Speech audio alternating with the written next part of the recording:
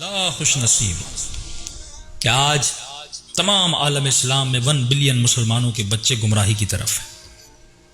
انہوں نے اپنے بچوں کو ٹی وی کے حوالے کر دیا، آج کل کے ماڈرن اسکولز کے حوالے کر دیا، لبرل قسم کے مائنڈ سیٹ کے ٹیچرز کے حوالے کر دیا۔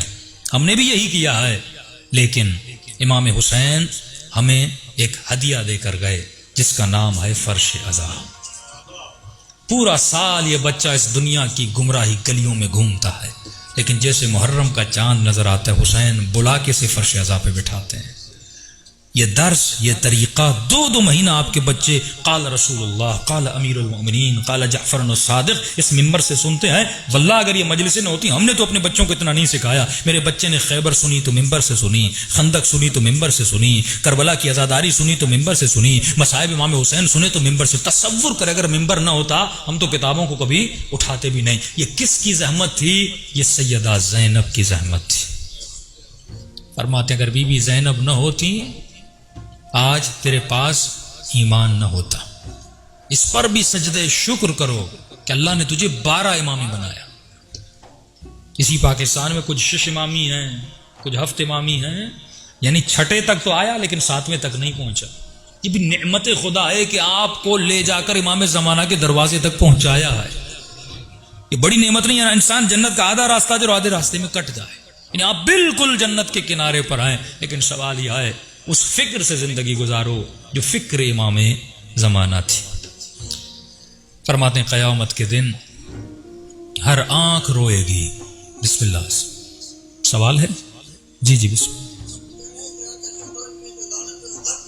غلط نہیں ہے، فلسفہ بتا رہے ہیں نا، فلسفہ ٹھیک ہے۔ اب سوال آپ ٹھیک ہے سوال کر دیا، سوال کر لیا۔ ہاں، ہمیشہ جب سوال کریں تو سوال کریں، ٹھیک ہے نا؟ سوال ہوتا ہے معلومات کے لیے، آپ مجھے جواب دے رہے ہیں تو مجلس پہلی آپ کل کی مجلس میں سنیں گے۔ لعنت ہے یزید کی آئیڈیالوجی پر۔ نہ بدن تو آپ کو بھی وہی ملا جو اس کو ملا تھا، اس میں گوشت ہے، اس میں کھال ہے، سب کچھ وہی ہے۔ تو لعنت کس پہ کی جاتی ہے؟ یزید کی آئیڈیالوجی پہ کی جاتی ہے۔ اور امام کیوں فرماتے 100 مرتبہ لعنت کر؟ میں 100 مرتبہ ایک لام پہ لعنت بھیجوں گا، مجھے ملے گا کیا؟ اگر میں صرف نام کو ذہن میں رکھوں گا تو مجھے کچھ نہیں ملے گا، لیکن میں لعنت بھیجوں گا یزید کی آئیڈیالوجی پہ، یعنی لعنت ہے اس یزید پر جو ظالم تھا۔ تو جب 100 مرتبہ لعنت بھیجوں گا تو میرے دل میں ظلم کی نفرت پیدا ہو جائے گی، ٹھیک ہے نا؟ اب پہلی مجلس سے آپ فوراً اپنے ذہن میں ایک تصور بنا رہے ہیں تو اطمینان رکھا کریں، جذباتی شیعہ نہ بنے۔ امام فرماتے شیعہ جذباتی نہیں ہوتا، ٹین کے ڈبے کی طرح نہیں ہوتا، جلدی گرم بھی ہو جائے جلدی ٹھنڈا بھی ہو جائے۔ صلوات پڑھیں محمد و آل محمد۔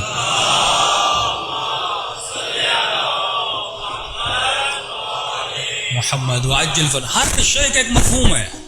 خدا کہہ رہا ہے یہ کام کرو، مثال کے طور پہ، اب کیونکہ آج وقت کم ہے میں تفصیل میں نہیں جا رہا، ایک چھوٹی سی مثال، یہ سورہ حمد آپ پڑھتے ہیں، اس میں ایک جملہ اہدنا الصراط المستقیم، اے خدا مجھے ہدایت دے، یہاں راستے پہ باقی رکھ، بس دعائیہ جملہ ہے کہ مجھے ہدایت دے۔ کربلا کے میدان میں حر بھی نماز پڑھ رہا ہے، وہ بھی یہی جملہ کہہ رہا ہے کہ اہدنا الصراط المستقیم۔ کربلا کے میدان میں شمر بھی نماز پڑھ رہا ہے، وہ بھی کہہ رہے اہدنا الصراط المستقیم۔ حر نے اہدنا الصراط المستقیم کہا، ناصر حسین بنا، اس نے اہدنا الصراط المستقیم کا قاتل حسین بنا۔ جملے تو وہی تھے نا، جملوں کے دوران اسے کیا ہوتا ہے؟ فرق یہ تھا کہ شمر صرف ذکر کر رہا تھا، حر ذکر بھی کر رہا تھا، اس پہ فکر بھی کر رہا تھا۔ رسمی اللہ صلی علی محمد۔ ابھی بحث کھلے گی تو آگے چلی جائے گی، وہی جو کام آپ کے ممبر سے دوسرے اپنے شیعہ ایک مکتب کے لوگ کر رہے ہیں۔ زور ہے لعنت پر، اب لعنت بھی بیچتا ہے، بعد میں جا کے شراب بھی بیچتا ہے۔ یہ لعنت کس کام کی ہے؟ شمر میں 4 صفات تھی، کبھی آپ نے صفات کو پڑھا کہ شمر کیوں بنا، یزید کیوں بنا؟ انسان مجموعہ ہے عادتوں کا، یا اس میں اچھی عادتیں ہیں یا اس میں بری عادتیں ہیں۔ جب اچھی عادتیں آتی ہیں تو ان اچھی عادتوں کا نام ہے راہ حسین، جب بری عادتیں آتی ہیں عادتوں کا نام ہے راہ یزید۔ جنگ افراد سے نہیں ہے، جنگ ان کی آئیڈیالوجی سے ہے۔ کبھی امام حسین فرماتے ہیں کہ بھئی یہ آپ تصور کر سکتے ہیں کہ امام حسین یزید کی بیعت کرتے ہیں؟ ہمارے تصور میں بھی نہیں آ سکتا۔ کبھی امام نے یہ نہیں کہا کہ حسین یزید کی بیعت نہیں کریں گے، فرمایا مثلی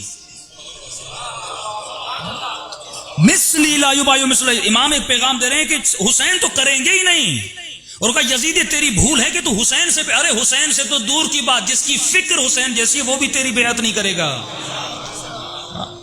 حسین تو بڑا مقام ہے، تو جنگ فکر کی ہے۔ ہم الفاظ میں خود کو جکڑ دیں اور الفاظ میں پڑے رہیں، یہی تسبیح جناب سیدہ کتنا فائدہ دیتی ہے۔ آیت اللہ تذکرہ فرماتے ہیں، آیت اللہ بہجت فرماتے ہیں کہ لوگ جاتے تھے آقا بہجت کے پاس کہ قبلہ صاحب ہمیں کوئی ورد دیجئے، کوئی ذکر دیجئے۔ آقا بہجت مثلا جیسے ہم کہتے ہیں رزق کے لیے کافی مومنین آتا، ہم کہتے ہیں بھائی ہر نماز کے بعد سورہ واقعہ پڑھو، یہ مومن ناراض ہو جاتے ہیں، مولانا نے مجھے ذکر دیا نہیں، یہ سمجھتے کوئی نئی چیز ہمیں نکال کے دی جائے۔ آقا بہجت نے یہی ایک جملہ کا فرمایا، جو قرآن تیرے گھر میں ہے وہی قرآن میرے گھر میں ہے، جو مفاتی تیرے گھر پر ہے وہی مفاتی میرے۔ فرق یہ ہے تو صرف پڑھتا ہے، غور نہیں کرتا، ہم پڑھتے بھی ہیں، غور و فکر بھی کرتے ہیں۔ تو فکر ہے جو انسان کو بلند لے کر جاتی ہے۔ انشاءاللہ سوال کریں، کوئی مسئلہ نہیں۔ بسم اللہ۔ جی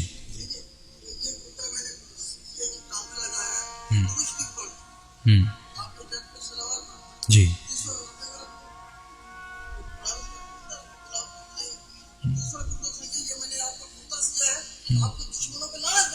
جی جی صحیح، تو وہی تو کہہ رہے ہیں کہ اپنا ہوگا، وہی تو تصور ہے۔ آپ زیارت عاشورہ میں کیا پڑھتے ہیں؟ انی سلم لمن سالمکم حرب لمن حاربکم، مولا میں ہر اس سے محبت کرتا ہوں جس کے دل میں آپ کی، یہ تشریح لعنت ہے، میں ہر اس شخص سے میری جنگ ہے جس سے آپ کی جنگ ہے۔ اب اس خاتون نے اگر لعنت بھیج کے کرتا بنایا تھا تو وہ حقیقت میں ان سے دشمنی کرتی تھی، ان کے کردار سے دشمنی کرتی تھی۔ تو امام نے بتایا کہ یہ خاتون سچی ہے، صادق ہے، لیکن بہت سارے آپ کو ایسے لعنت بھیجنے والے ملیں گے جو لعنت بھی بھیج رہے ہیں لیکن شراب بھی پی رہے ہیں، جوا بھی کھیل رہے ہیں، زنا بھی کر رہے ہیں، بدکاری بھی کر رہے ہیں۔ ہمارا تکلم ان سے ہے کہ لعنت اگر بھیج رہے ہو تو لعنت کے فلسفے کو سمجھو، اس کی حقیقت کو سمجھو۔ صلوات پڑھیں محمد و آل محمد کو۔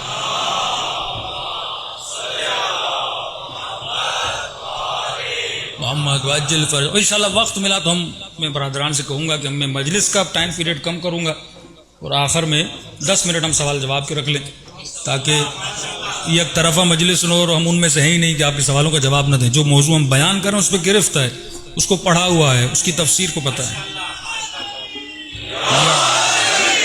کوئی اگر اہل سنت کا بھائی بھی آ کر سوال کرتا ہے، لیکن سوال ہو علمی ماحول میں، جس طرح مولا علی فرماتے ہیں کہ ادب کے ساتھ، احترام کے ساتھ، اور سوال اس لیے کیا جائے کہ تاکہ مجھے کچھ پتہ چلے۔ بعض لوگ سوال کرتے نہیں، مولوی کو سکھاتے ہیں، تو سوال سکھانے کے لیے نہ ہو، سوال کچھ بتانے کے لیے ہو تاکہ ذہن کی رنجش دور hو جائے۔ آج وقت کم ہے، انشاءاللہ ان تمام مطالب پہ کل تفصیل سے ہم پڑھیں گے۔ صلوات پڑھیں محمد و آل